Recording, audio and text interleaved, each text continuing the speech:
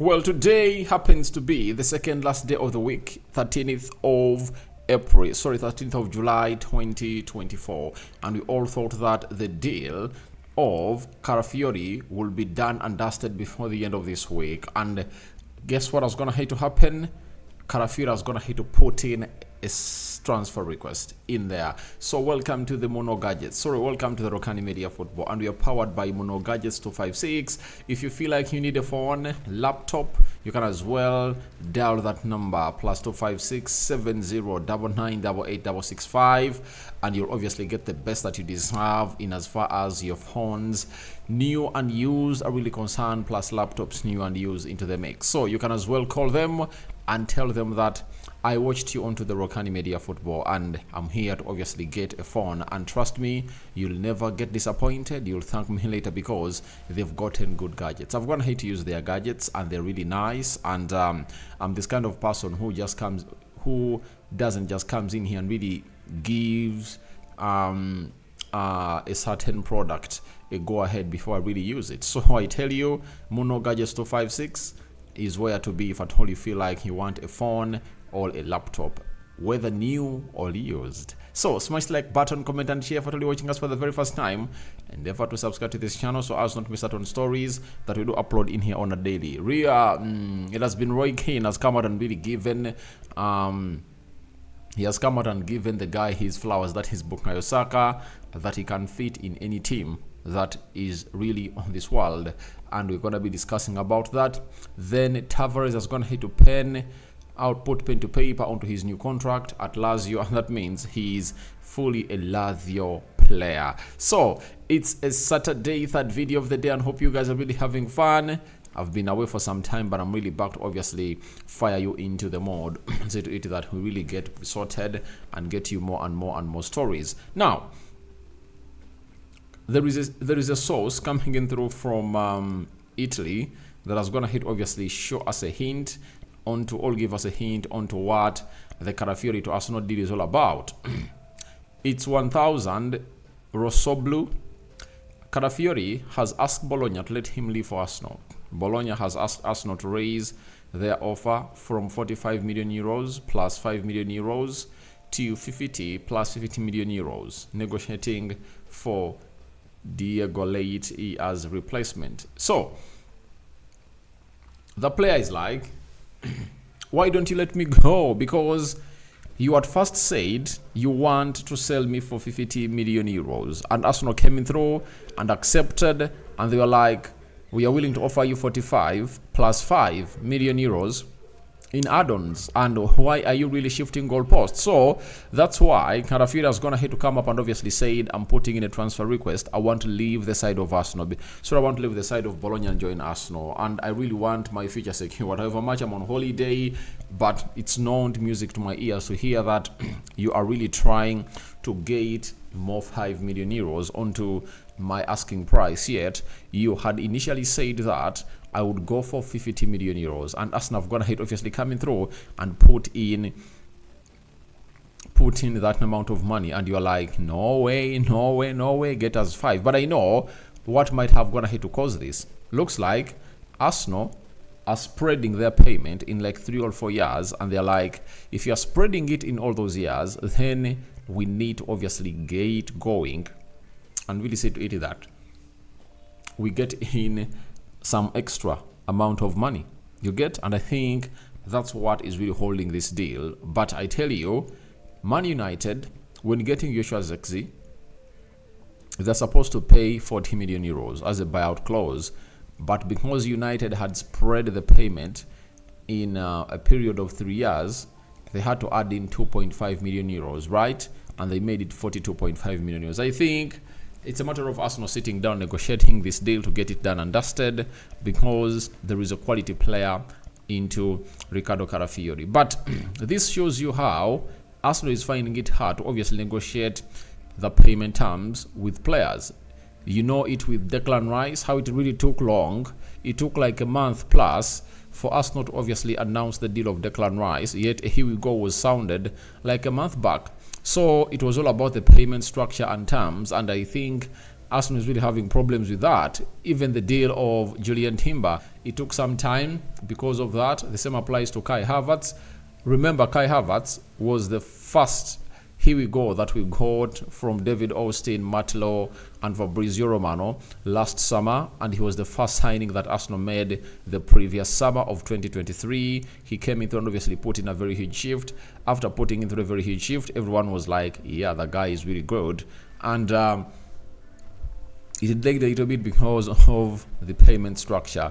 And I think as Arsenal was really still discussing the payment structure of the deal, that's where Chelsea came in through and hijacked Mokalo Modric. You understand? So I don't want to see history repeating itself, as Arsenal are going to be taken for granted by a team that we might think cannot do it, yet it comes in through and sweeps in. So the player has really gone ahead to sense something wrong, as like, why don't you let me go, Bologna? Bologna, please, why don't you let me go? Because it's not me who told you to sign a deal with Basel when there is a 50% sell-on clause, and that's really the hugest problem, because looks like Bologna wants to obviously have close to 25 million euros from Calafiori. That is it. So we wait and see how that happens, but the player's gonna have to put in to submit a transfer request, but in a polite way, you know. And he's like, I don't want to be part of Bologna anymore. Can you let me go? Can you let me go? You are even getting more from what you expected from me, and you're still keeping me here. Please let me go. Let me leave, and I would obviously have the best. Now, let's obviously talk about Di Marzio and Calafiori. Appearing on Sky Sports, he said Arsenal is a bit below the asking price, but I think they'll do the deal. Yes, he wants Arsenal. In his mind, it's only Arsenal. Even Chelsea tried to get him, but the player said he wants Arsenal. You know, he wants Arsenal. In his mind, it's only Arsenal. Even Chelsea tried to get him, but the player said he wants Arsenal. So,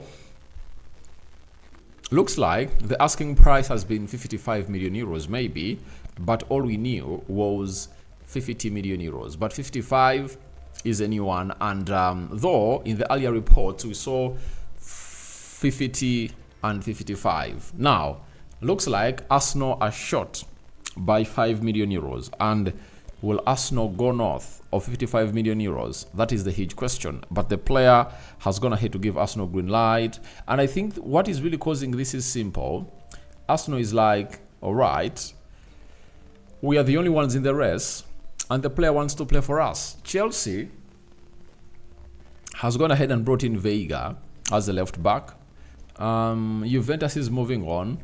Who else is going to come in through and sweep in? I think Arsenal is using that compliance or that lack of competition for this player, as there is no bidding or anticipated, to say to it that all really goes on as the plan. And I think if I told you about Bologna, you find it very hard to really negotiate when you are having only one team that is in the queue to obviously sign the player. And this is where Bologna feels like their player really went ahead to do wrong. Would have gone ahead obviously give green light to 2 or 3 teams, then the highest bidder would have gone ahead to get it right, but he made a decision instantly, gave Arsenal the green light.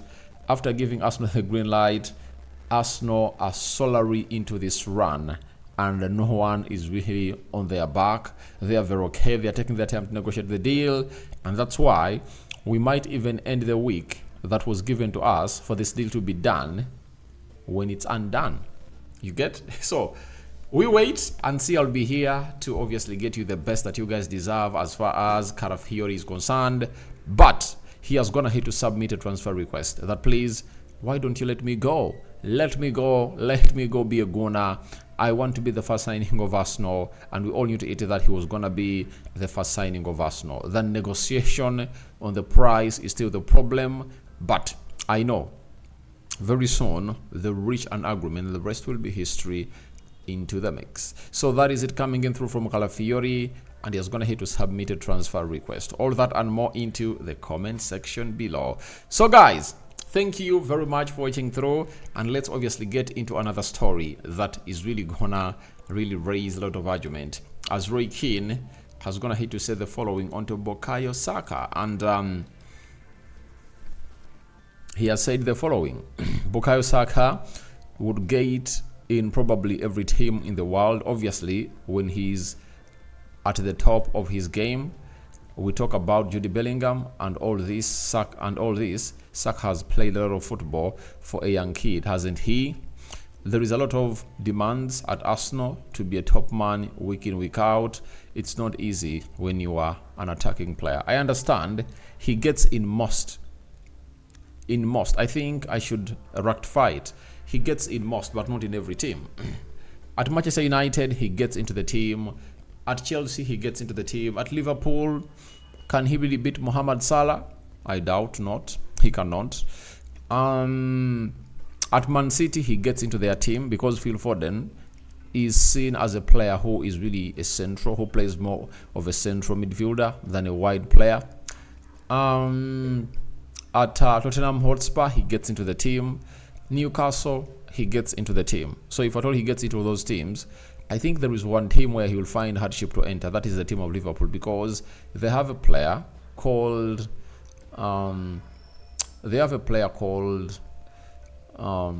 what is his name?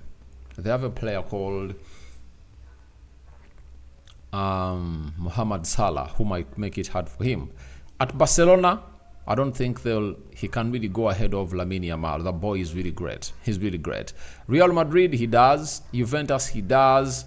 Bayern Munich, I think he does. Depending on how Olise does. But I think Saka is a more proven player than this guy. At the national teams, I think in most of the national teams, he obviously gets into that side because he's really good. He's a good player. And all I want him to do, especially tomorrow when England is playing against Spain, raise up the occasion. I want to see the headlines talking, Saka wins it for England. That's what I want to see. I want to see his impact tomorrow in a final. And that's the Saka that I would want to see. A Saka deciding games like he did when when England was playing Switzerland. That's the Bukayo Saka I want to see with my naked eyes. You get? And I know the potential is in there, and he needs to unlock himself and pull out those drawers that he has gone ahead to really pull out into his entire career. It's a very big day for Bukayo Saka. He played the final against Italy and he lost, and is one of the three who missed the penalties alongside Sancho and Marcus Rashford. So this time around, all I want to see this guy do is simple: go get in, sweep in, destroy Spain, and silence other haters. But he's a very good player. He gets in most of the teams in this world, but not in all. You get? And let's leave Bukayo Saka there, and let's obviously get to Tavares. It's a story that Fabrizio Romano was going to confirm, and here we go, has gone ahead to really be confirmed that Nuno Tavares has just signed his contract as new Lazio player from Arsenal, loan with mandatory buy option and sell-on clause confirmed. So he has gone ahead to sign his contract, I think until 2029. He's going to be a Lazio player, and Arsenal are going to be getting in some money as a loan fee, and this will sum up to 9 million euros of a deal. And then after, Arsenal will find themselves really blessed with what we call a sell-on clause. If at all Lazio sell Tavares, Arsenal will have a certain percentage onto the sale of Nuno Tavares. So I think that's some good business being done by the guy called Arsenal, and I think that's really great. And goodbye to Nuno Tavares. Wish you all the best. Came in through and we looked a very good player, and I think even at Marseille he looked a very good player. But I've really reiterated this: his discipline is the problem. That is it. If he improves on his discipline, then the rest will be history. He'll be one of the best left backs in the world, and he can even be part of the Portuguese national team that's going to be playing into the World Cup of 2026, because they're only having one left back known as Nuno Mendes, and with Veiga signing for Chelsea, Tavares needs to obviously rise up to the occasion to put in a shift that everyone will be like, the guy is the guy, and he has finally gone ahead to obviously arrive. So thank you very much for watching through. I call upon for your reactions into the comment section below about Calafiori submitting a transfer request. What do you make about it? And Bukayo Saka, does he get in every team in the world as alleged by the former United captain and legend, that is Roy Keane? And lastly, what do you make about Nuno Tavares obviously signing his papers at the side of Lazio, and his deal is pending announcement by Lazio? So we sign out. See you later, and continue to subscribe so as not to miss out on stories that we do upload in here on a daily. By the way, we want to hit 22,000 subscribers, right? And I think today is the day of hitting that milestone, and obviously head to 23,000. But remember, we are powered by Mono Gadgets 256, and you can as well call them on +256 70 99 88 665, and you can as well WhatsApp them. They'll obviously be at your service, and they'll give you the best of gadgets that you'll ever want to get. We cover you all in the precious blood of Jesus Christ, and may the living to God bless you abundantly. We out. 5-finger salute. Ciao, ciao.